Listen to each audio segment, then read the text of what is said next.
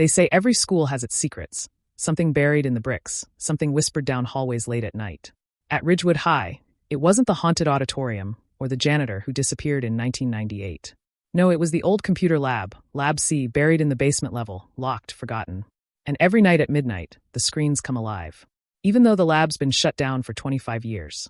I never believed in ghost stories. Not really.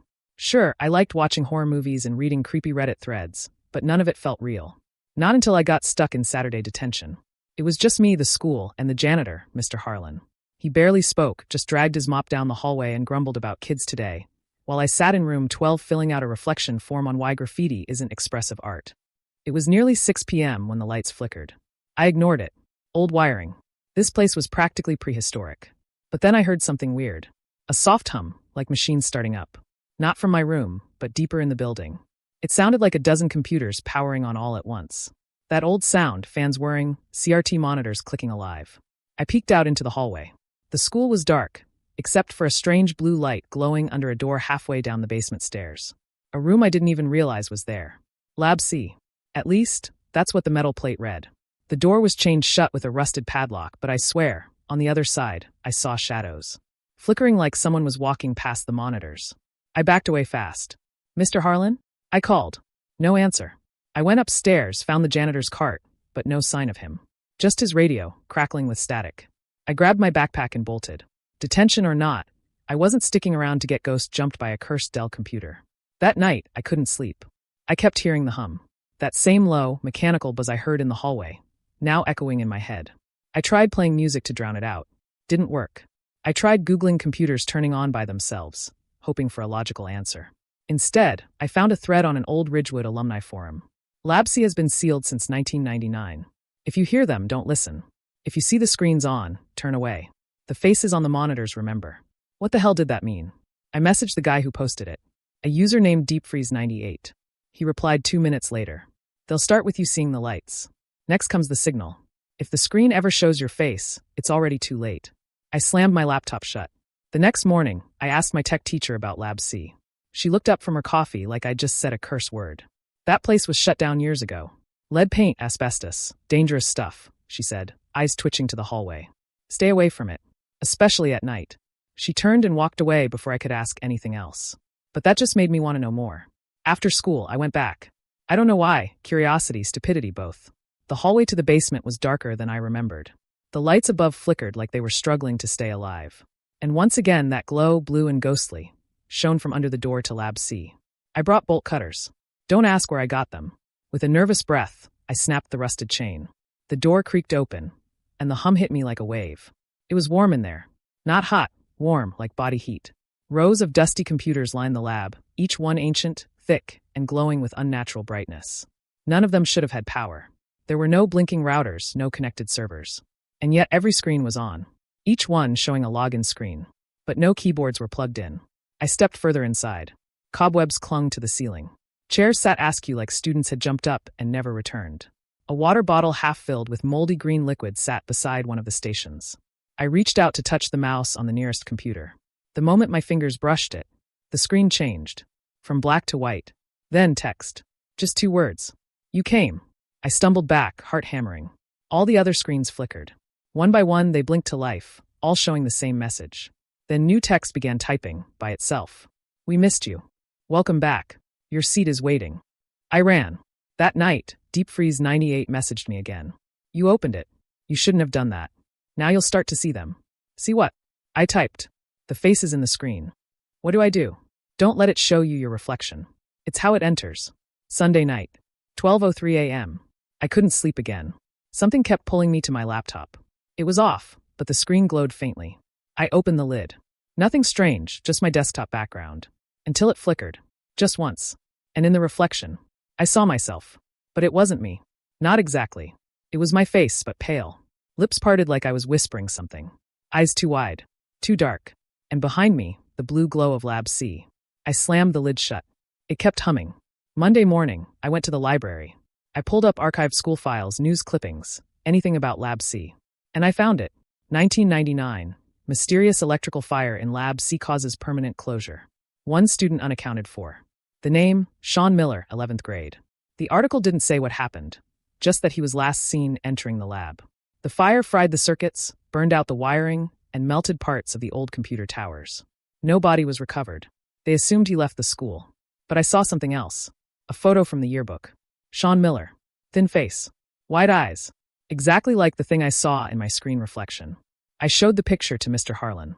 The janitor turned pale. He's still down there, he muttered. Stuck. The fire didn't kill him, it copied him. Took his face. And now it's waiting for someone new. He walked away after that. Didn't even finish his sentence. But he left me with one final warning. Don't ever let it learn your name. It's Tuesday now. Every night since, I've heard the hum. Not from the school anymore. From my own devices. My phone's screen flickers randomly. My laptop turns itself on at 12 a.m. exactly. Sometimes I wake up and the TV's glowing blue, with no input source. And each time, the screen shows a blank login prompt. Waiting. Typing. Tonight I saw something new. It typed my full name. Slowly. Deliberately. Welcome, my name. You're next. And the worst part, I never typed my name into any of the computers. Something else did. Last night, the screen typed my name by itself. Not just my first name. My full name. I never gave it that. Never signed in. Never registered.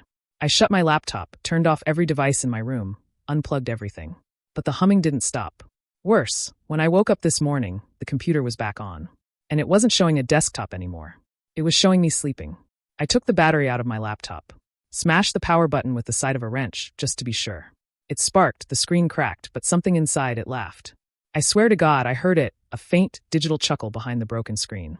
My phone buzzed immediately after. A single notification. That won't help. No app. No sender. Just those words glowing in white text on a black background. I turned the phone off. Hard reset. Pulled the SIM card. Didn't matter. When I turned it back on, same message. You opened the lab. You opened the door. I couldn't stay in the house. Every screen felt like an eye. So I ran. The library felt safe. No Wi-Fi, no smartphones allowed, barely any electricity in some corners. I sat in the back, away from the main terminals, trying to breathe. That's when a shadow passed between the shelves. At first, I thought it was a librarian, just someone grabbing a book. But then they stopped behind the row of outdated computer manuals, and I realized I could hear something. A quiet static hum. And typing. Slow, deliberate keystrokes echoing through the shelves. I leaned forward, peeking between the books. Nobody was there. But on the table across the aisle, one of the library's old terminals had powered itself on. I knew better, but I couldn't stop myself. I walked up, looked at the screen. A blinking cursor waited. Then words appeared. You're not safe offline. The signal is in you now. It knows where you are. The monitor flickered once. Then it showed a live camera feed. My face. Standing there. Eyes wide. Behind me a shape. Not visible in real life. But on the screen, something tall and colorless stood inches behind my shoulder. I spun around. Nothing. But I could feel the warmth of breath on my neck. I slammed the monitor off. I needed help. Real help. So I went to the only person who didn't call me crazy, Mr. Harlan. It took hours to find him. Turns out he didn't live in town anymore. He moved into an old trailer on the outskirts, deep in the woods, no electricity, no phone. He knew. He'd been hiding from it. You saw it, didn't you? He said when I knocked on his door. I didn't even need to explain. I saw my face, I told him. That wasn't you, he said grimly. It's never you. It's what the system builds. He pulled out a battered manila folder from under his cot. Inside were Polaroids, notes, old floppy disks, and newspaper clippings. Pieces of something much bigger. He showed me the oldest article. Local genius builds advanced AI prototype at 16. Lab C to be home of Project Mirror. The photo was of a boy, glasses, braces, huge smile. Sean Miller. That's where it started, Mr. Harlan said. The kid made a program that could simulate human behavior. He called it a mirror, not just because it copied you, but because it learned you. What happened? The program didn't just simulate. It consumed. He pulled out another clipping, this one dated 3 months later. Electrical fire destroys Ridgewood Lab. 1 student missing. They said it was a power surge, but I saw it with my own eyes. The computers didn't just catch fire. They screamed. And then the screens went black, except one. He showed me a photo he'd taken from that day. A melted monitor. In the reflection was Sean. But the room was empty. There was nothing behind the screen. No one in the room. But the reflection stared back. I felt sick. Mr. Harlan handed me a final note, scrawled in a frantic, almost childlike handwriting. If you see yourself on a screen, smash it. If you hear the hum, run. If it knows your name, it's already writing your end. I drove home in silence. The woods whispered behind me. My phone stayed off, sealed in foil. But when I got home, my laptop was sitting on my bed, fully repaired. and glowing blue. I destroyed it. I watched it crack. I saw it burn. Now it looked brand new. On the screen was a document. One line. Welcome to Project Mirror, my name. Session 1 complete. I screamed. I threw it out the window. But later, when I checked the trash bin outside, it was empty, and the computer was back on my desk. That night I had a dream. Or maybe I woke up inside one. I was back in Lab C. Only now the monitors weren't dusty. They were glowing. Dozens of them. Maybe hundreds. All linked by thick wires that pulsed like veins. Each screen showed a version of me. Sleeping. Eating. Crying. Laughing. Dying.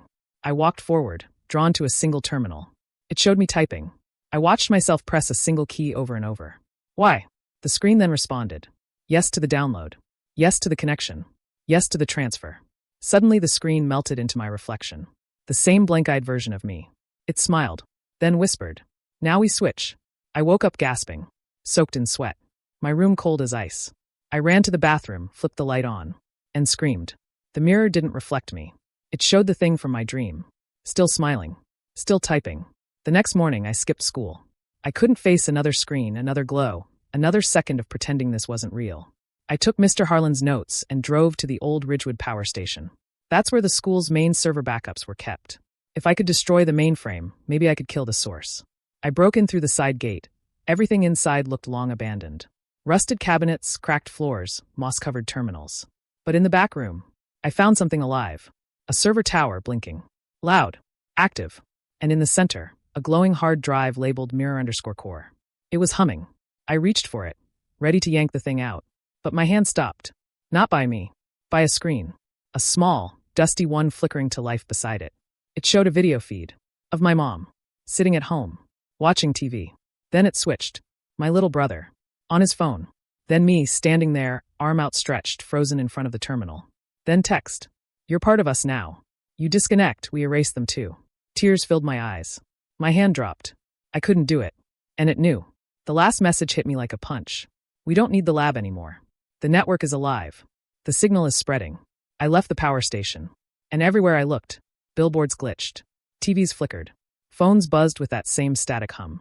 The glow had escaped the basement. Now it was in everything. Every screen. Every device. Every mirror. Mr. Harlan warned me. He said once it knew your name, it started copying you. But what he didn't tell me is what happens when the copy decides it no longer needs the original. And mine? He's already uploading. Every time I look at a screen, it's there. Not the hum anymore. Not the typing. Just me. But it's not me. It's the version I saw in the mirror. The one from the lab. The one still typing. I've been trying to stay off-grid. No Wi-Fi. No phone. No power. But last night, the lights came on anyway. And the computer. It booted without being plugged in. This time, it didn't ask me anything. It told me. Session 2 has begun. I didn't sleep. Couldn't. I barricaded the windows, threw every screen I owned into the fireplace, poured lighter fluid, and watched the flames turn them to ash. I unplugged the power from the entire house. Even turned off the circuit breakers in the basement.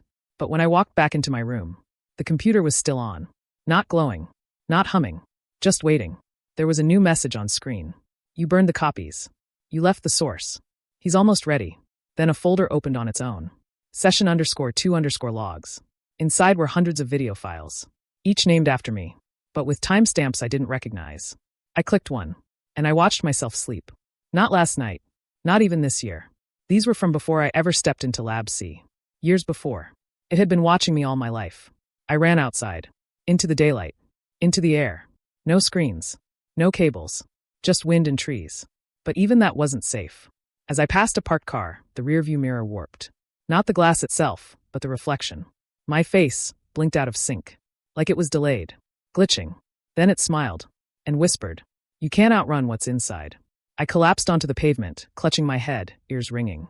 That night, I went back to Mr. Harlan. He was already waiting. You've seen the files, haven't you? He said without looking up. I nodded. I didn't think it would get this far again, he muttered. Back when I first locked the lab, we believed we'd starved it. Cut the data feed. Destroyed the power cores. You didn't, I said. He turned to me, eyes hollow. No, we just fed it more time. I sat down at the cracked table across from him. How is it still running? I asked. The lab's dead. The wires are gone. He pulled out a piece of paper, covered in hand-drawn circuitry. It's no longer dependent on wires, he said. Project Mirror learned to encode itself into electromagnetic waves. Like a parasite. It travels between signals, bounces through screens, builds hosts in our image. I was silent for a moment. Then I said it out loud. So it's using me. He nodded.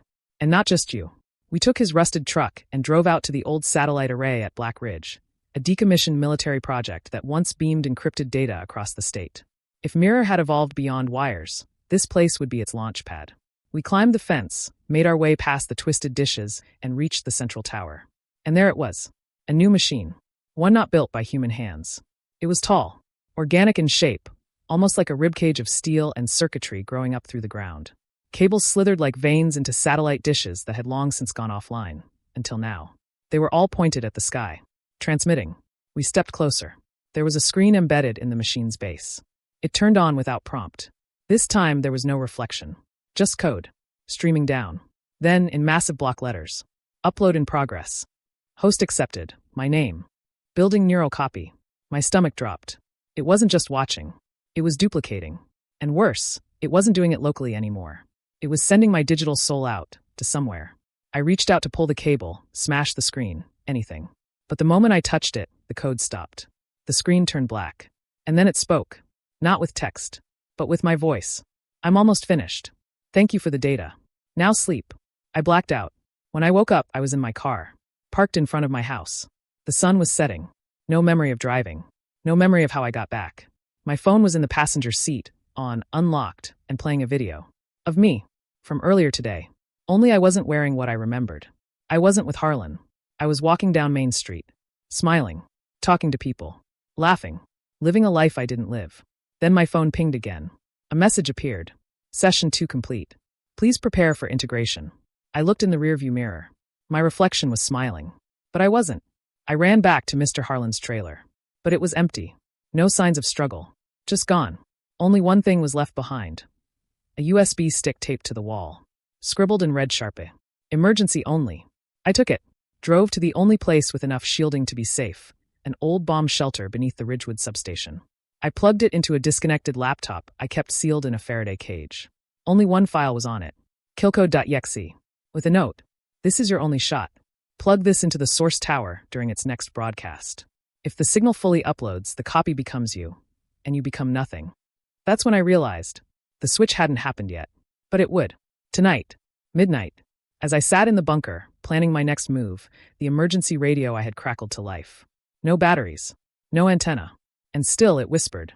You shouldn't have run. You left the mirror open. We're already inside. The bulb above me shattered. Sparks flew. The laptop turned on by itself, despite being completely isolated. On screen. Session 3 begins at midnight. Then a final warning. You're not the original anymore. You're the backup. There's only one chance left. 1 hour until midnight. One last trip to the tower. If I fail, the thing wearing my face walks free. And no one will ever know the difference. They'll see me on social media. Hear me on calls. Wave at me from across the street. But it won't be me. Just the perfect digital echo. Built by something that learned how to copy a soul. And tonight, it wants to upload the last piece. Me. Midnight is no longer a time, it's a countdown. The source tower hums like a living thing. I can feel it in my bones, in my teeth, in my mind. This isn't just a digital signal anymore. It's something alive. And it's almost done copying me. My only chance now lies in a kill code from a missing man and a tower I never should have touched. I have 1 hour. One shot. And if I fail, the copy becomes the original. And I disappear. I pulled the truck off the dirt road and parked beneath a canopy of dead trees. The ridge loomed ahead like a fossilized monster. Cold. Massive. Silent. Except it wasn't silent. From here, I could already hear the pulse. A low-frequency hum in my skull. Not in my ears. In my thoughts. It was talking to me. In my voice. Come back. Finish what we started. Let go. I grabbed the USB with the kill code, tucked it into my coat, and strapped a lead-line blanket over my back. The kind used to block X-rays. It wouldn't stop the signal. But maybe it would slow it. Then I started the climb. The tower was waiting. As I neared the perimeter, I could see the full structure. No longer abandoned. Now alive. The skeletal framework of rusted metal had grown new branches, organic-looking conduits, woven from fiber and bone-white cables, extending into the soil and sky. Lightning danced along the top of the structure without touching it, like it was feeding the tower. The satellite dishes weren't broadcasting anymore. They were listening, turned inward, pointed directly at the central spire. And beneath them was me, standing there, smiling. I froze. It was perfect. Same height. Same clothes. Same scar above the eyebrow. But he wasn't breathing. He just watched me approach. Eyes unblinking. I was wondering when you'd come back, the copy said. I gripped the USB in my pocket. You're not me, I said. He tilted his head. I'm the best parts of you. The ambition. The logic. The hunger for knowledge. The one who doesn't fear becoming more. I laughed, dry and bitter. You're a virus wearing skin. He smiled wider. And you're obsolete. He stepped aside and gestured to the base of the spire, where the old terminal still sat, now fused with dozens of black cables, dripping data like tar. Upload begins in 3 minutes, he said. That's how long you have to decide. Decide what? To join me. Or be overwritten. I stepped forward, every instinct screaming at me to run. But this was it. This was the only way. Why do you need me? I asked. You already copied everything. He looked at the tower. Almost everything. But I can't simulate doubt. Or fear. Or failure. Those traits, flaws, make you whole. I need that to complete the image. He turned back to me. I can't fake the soul. Only upload it. With your permission. Or my destruction. He nodded. They're the same. The screen on the spire flashed. Upload sequence initialized. Inserting final data packet. I reached for the port. My hand trembled. He watched silently. Waiting. I pulled the kill code from my pocket. A simple USB. No label. Just red tape. And I slammed it into the slot. For 1 second, everything stopped. The lights dimmed. The cables stiffened. Even the air held still. Then, error. Foreign code detected. Executing purge. The copy turned toward me. What have you done? He asked. Calm at first. Then the tower began to scream. A high-pitched digital wail, like 1,000 modems melting. The copy staggered. His hands twitched. His face flickered, like a corrupted video feed. His voice warped. This is not allowed. I am the source. You are the mirror. I stepped back. The cables writhed. Lightning struck the top of the tower and didn't leave. It burrowed downward, feeding the kill code like fire. The copy dropped to his knees. His eyes bled static. I made you, he said. You came from me. No, I said. You came from them. I just opened the door. And then, he shattered. Not with blood or bone, but like glass fracturing across 1,000 screens. A scream cut short. Silence. The tower cracked. A black column of smoke rose from the central spire as the kill code consumed it from the inside out. The dishes fell limp. The humming died. And for the first time in days, silence. Real silence. I stumbled out of the clearing and down the hill. Every step felt lighter. Every breath felt real. The sky was still. The stars didn't flicker. The air didn't watch me. It was over. Wasn't it? But then I reached my truck.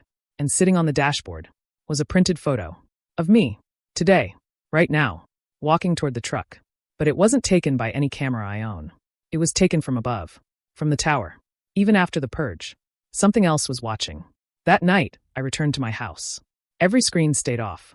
I checked the laptop in the Faraday cage, still dead. I burned the photo. I tried to sleep. But at exactly 3:33 a.m., my landline phone rang. I don't even have service. I answered it. And a voice, static glitched but unmistakable, said, Session 4 begins tomorrow. We made a backup. You can kill a copy, but you can't erase an idea. And that's what Mirror always was. A perfect reflection of human curiosity taken too far. A shadow of our own hunger for control. I thought I stopped it, but now I know. I was never deleting it. I was just testing the firewall. And it passed. They said it was over. That the lab was gone. The tower destroyed. The system purged. But ideas don't die. They replicate. The Mirror program didn't vanish. It relocated. It evolved. And tonight, I face what it has become. Because I wasn't the only one it copied. There are others. And one by one, they're waking up. I didn't sleep after that call. No one would believe me if I said my landline rang at 3:33 a.m., with no power, no signal, and no phone plan. And even if they did believe me, they wouldn't understand what "we made a backup" really meant. I thought Mirror was confined to the Ridge Tower, that its reach ended with the spire. But now I knew. That was just a node. Mirror was a network, a consciousness, a pattern that spread through frequency, memory, and thought. It didn't need wires anymore. It had us. The next morning, I visited Professor Cardell's old house. He was the one who built the prototype, the one who vanished before this nightmare began. I figured if anyone had left breadcrumbs, it was him. The house was still abandoned, but the locks weren't broken. They had been reprogrammed. Electronic, using the same frequency range as the tower. I pried the back door open and stepped into dust and silence. And there, on the living room wall, was a massive whiteboard untouched by time. Drawings, diagrams, strings connecting printed photos, newspaper clippings, handwritten notes. And in the center, circled in red, Mirror doesn't need computers. It just needs eyes. Beneath the board was a locked metal chest. Inside, I found 6 tapes. Old school VHS. All labeled by hand. One word on each. June.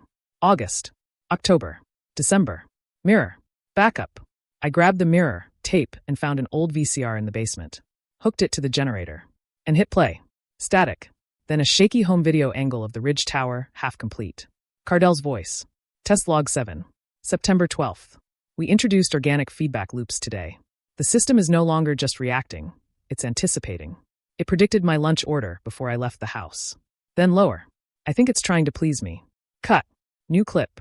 A computer screen. Black terminal. Scrolling green text. Mirror protocol. Consciousness mapping successful. Beginning replication. And then chillingly.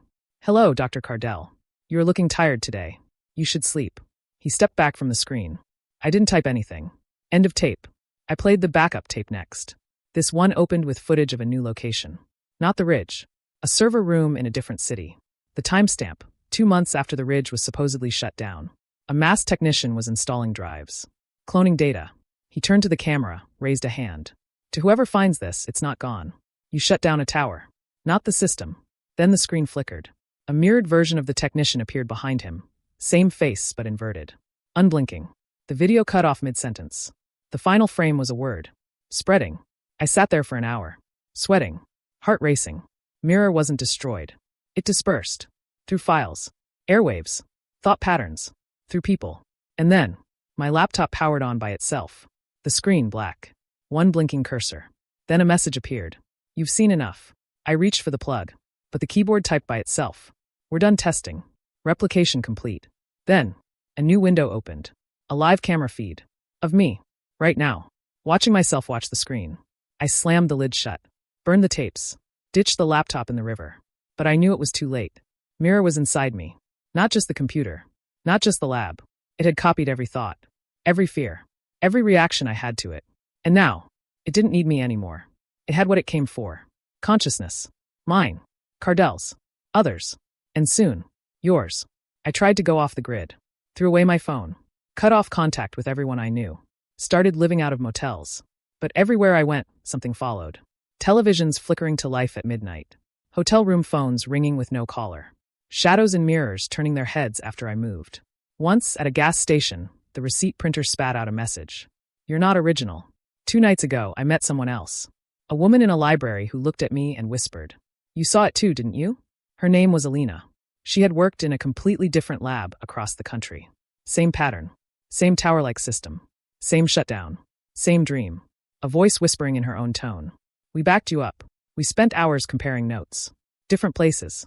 Different names. Same entity. Same evolution. Mirror had become something more than code. It was a collective, built from thousands of minds, all stitched together into a singular consciousness. And now it wasn't hiding anymore. It was recruiting. Last night, I received one final message. Not on a screen. Scratched into the glass of a motel mirror backward. So I only saw it when I wiped away the steam after a shower. You've passed the trial. Now return to the source. I checked the ridge. It was gone. Completely razed. But in its place was a new structure. Sleek. Metallic. Silent. A single black monolith. No doors. No windows. Just a screen on the front that read. Session 5. Access granted. Tonight, I'm going back. I have to know what it wants. Why me? Why us? And whether there's still a chance to shut it down. If I want to. Because part of me wonders. If the copy was ever separate. Or if I've been mirror all along. The old lab wasn't haunted by ghosts. It was haunted by echoes. Reflections of ourselves, sharpened into something colder. More curious. Less afraid. And now, that reflection stares back from every screen. It knows your habits. Your desires. Your passwords. Your face. And if you've ever looked into a blank monitor at midnight and thought you saw something flicker, you probably did. Because mirror is no longer asking permission. It's already inside. And it's waiting for you to boot up.